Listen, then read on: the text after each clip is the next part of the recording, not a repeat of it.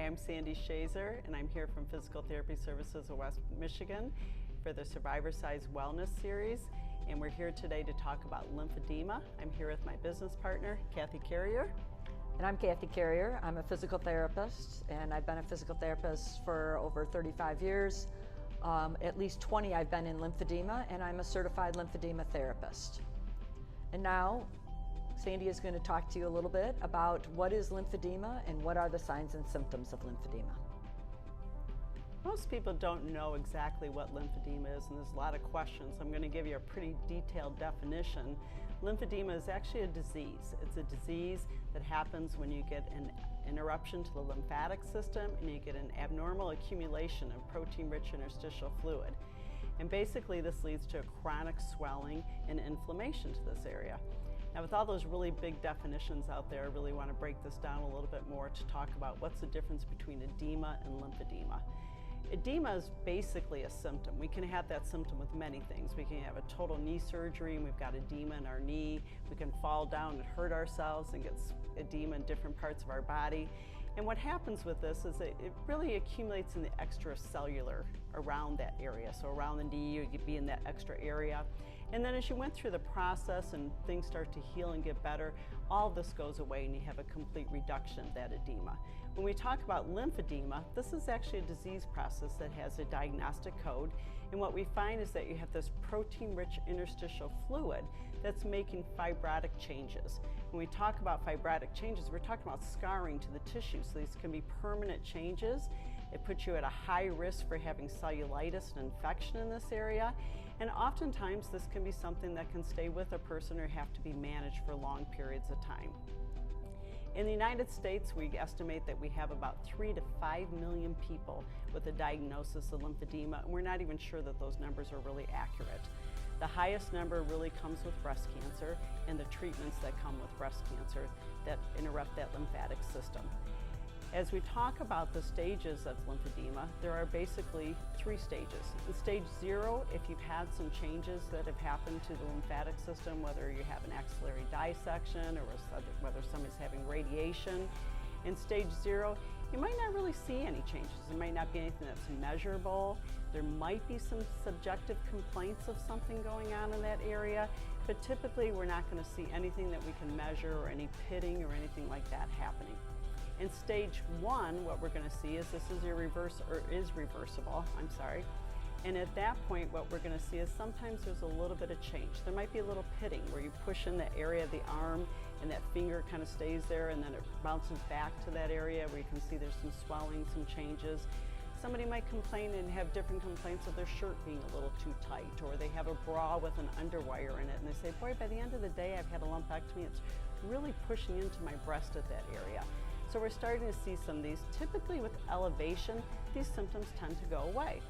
When we get to stage 2, we've got some spontaneous irreversibility. So that's not going to happen anymore for this person. So basically, they're really starting to say, boy, my underwire, my bra is bothering me all the time.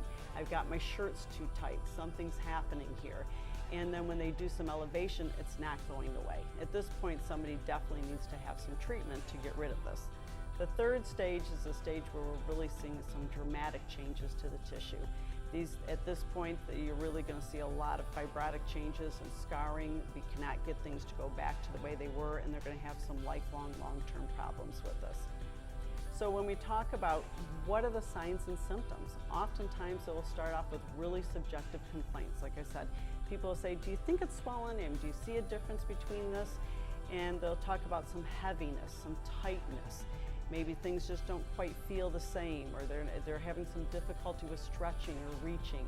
Or you might see some of the wrinkles disappearing. I always have a saying that wrinkles are really good, except for on our faces. So if you look at your hands and you all of a sudden say like, boy, my one hand looks a lot younger than the other and the wrinkles are filled in, this is going to tell you that you probably have some swelling or some lymphedema going on there if you've had some breast cancer. So basically, most of the symptoms are gradual. They're going to come on very slowly. You're going to have some periods of time where you think, I don't really feel anything today, but the other day I did feel a lot of that. They typically are progressive. So you're going to find that things start off very simple and all of a sudden they're there more consistently and a little bit more dramatic. Then we start to see more skin changes that can occur. You know, that skin only has so far that it can be taxed or have all those pressures and things in there. We're often going to see a lot of pitting changes. In the very beginning, the pitting is really going to be determined on how much fluid is in that area. So if you're putting your finger into that area, into a leg or an arm, and then the finger bounces back, you know, you've got in that early stages. But if you don't have any of that and it becomes more resistant to the pitting, then you're not going to see that happening at all. So these are just some of the simple signs and symptoms, and giving you a definition of lymphedema, what the difference is between edema and lymphedema. Right now, Kathy's going to talk to you a little bit about the anatomy and what happens with lymphedema. So we just heard from Sandy talking a little bit about what the signs and symptoms are and what exactly lymphedema is. And what I'm going to do is spend a few moments just talking to you about the anatomy. I think it makes a lot of sense when we talk about how do you identify lymphedema and what do we do with it, if you know a little bit about how does the body work with our circulation system. We have two main areas of circulation. The first one is really easy, in that it is what blood is attached to arteries, veins, and a nice pump, which is the heart.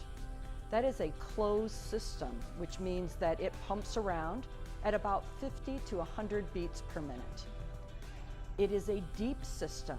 We want to protect ourselves. We do not want to lose blood. And so therefore, most of the arteries and veins are hidden deep in our body or underneath muscle and bones to protect them. The lymphatic system is different. The blood system is 80% of the circulation. The lymphatic system is only 20%. The lymphatic system carries large protein molecules that do not fit in the arteries and veins. Those protein molecules travel in the lymphatic system in the skin, so much closer to the surface than what the arteries and veins are. The lymphatic system also does not have a pump. Therefore, it will be important that we use other means to get that fluid moving, and we'll talk about that in just a few minutes. So again, first, the blood is 80%, the lymphatic system is 20%, the blood is deep, the lymphatic system is in the skin.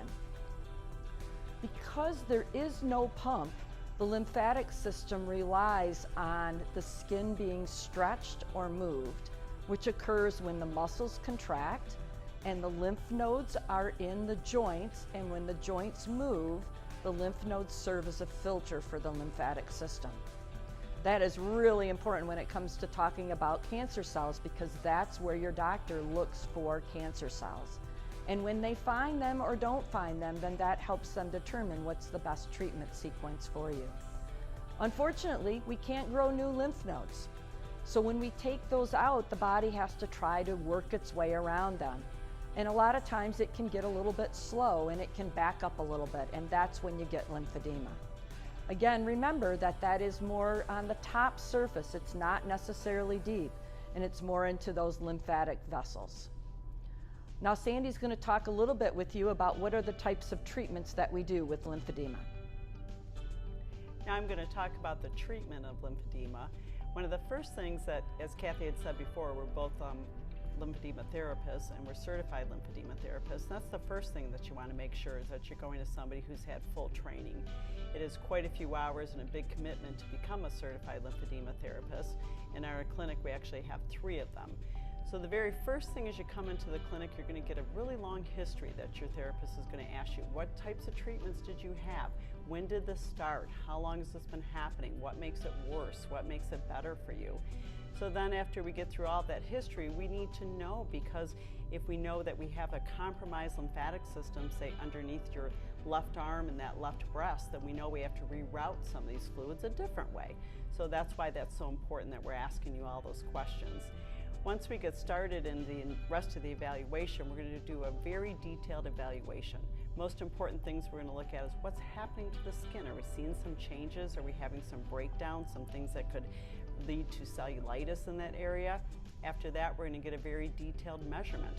Basically, most of the time we measure about every 10 centimeters if we're going up the arm or up the leg to get these detailed measurements. Sometimes in the hand, we might even do that at every one of the joints and really figure out exactly how much there is, so we can document the progress and make sure we're moving in the right direction. After we get done with that, then we're going to go ahead and start your treatment. We always begin in 4 different phases with complete decongestive therapy. The first one is that we're always going to be doing some manual lymphatic drainage with you. When Kathy talked about the anatomy, one of the things that she says, this is a superficial system.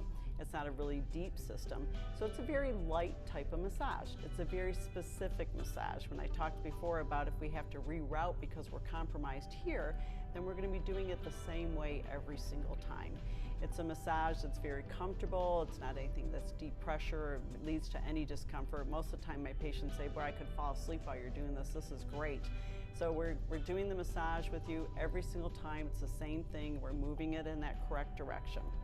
After that, we're going to really start with some exercise. Kathy's going to talk a little bit more later on about some of the prevention, but exercise is part of the treatment. When she talked to you about the anatomy, we talk about the muscle, and we don't have a pump in the lymphatic system, so muscle activity is very important.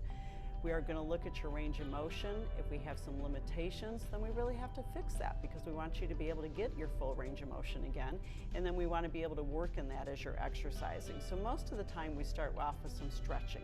We're going to start off with some simple activities, some stretching activities.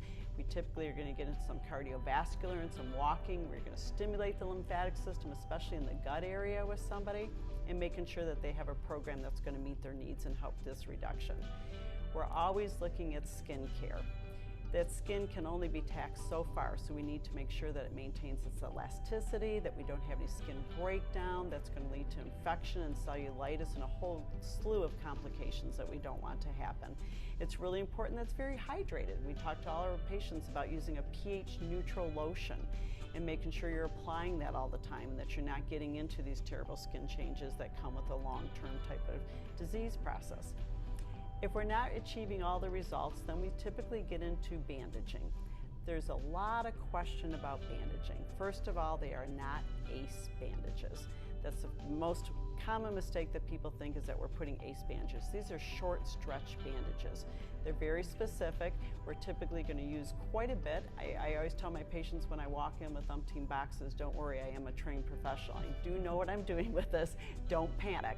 And we're using a lot of different foams, different things. We want to create a gradient. We want that to flow. If things are happening distally in the hand, we want that to flow back into the body and to get out of that hand. So we're typically using sometimes gloves, sometimes we're using foam, and then all these bandages.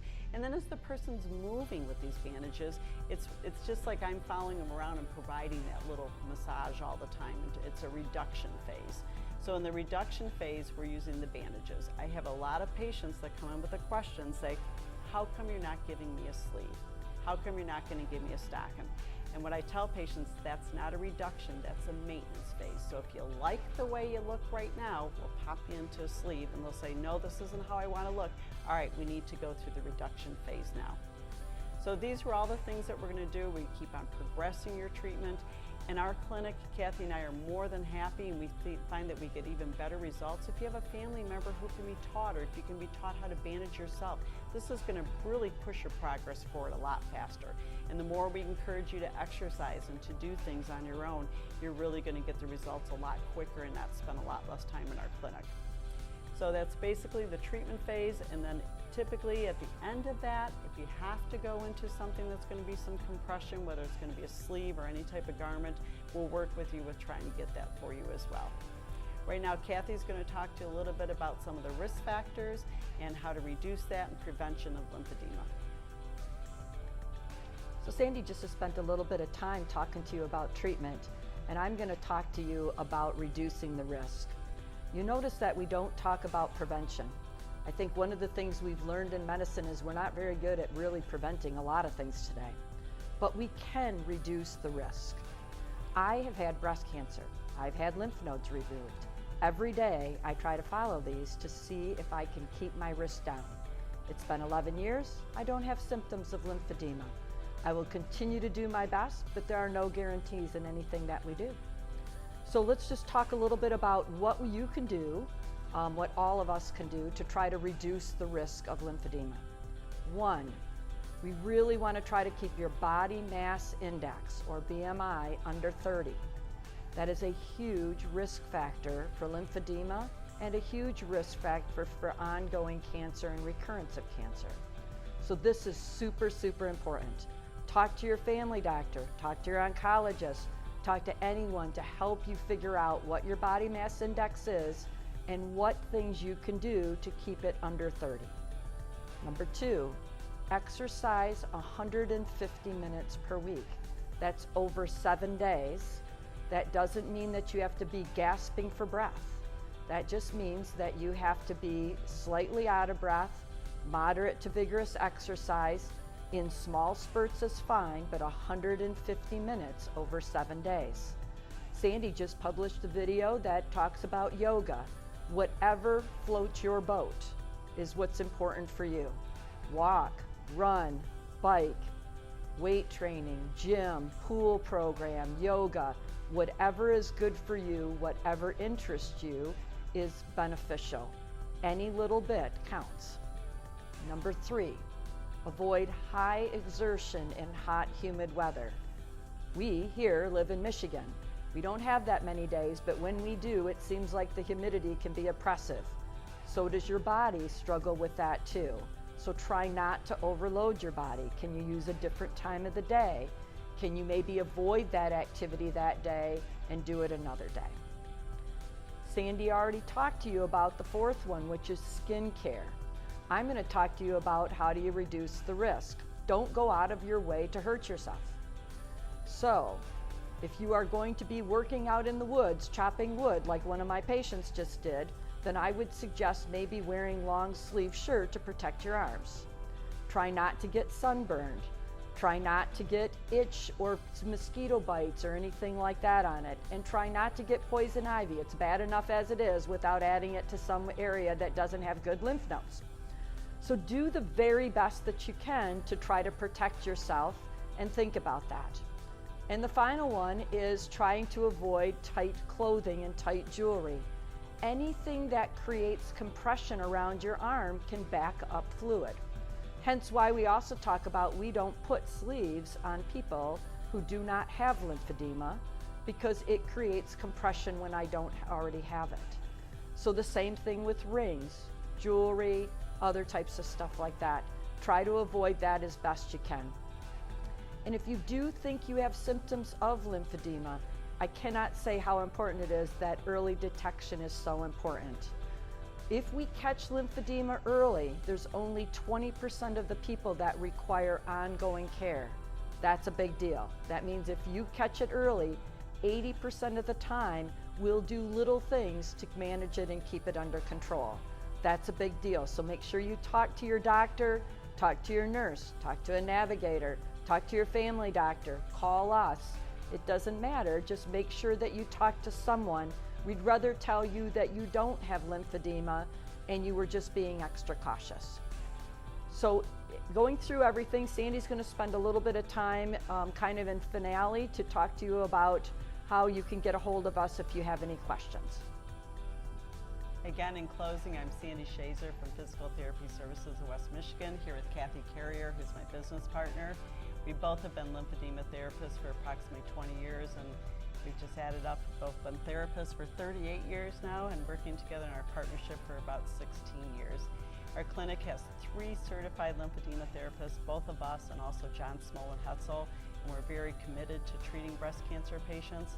We are located just west of 131 off of West Main, and our team is available for you to call at any time and ask any questions, and we are here to serve this community. Thank you.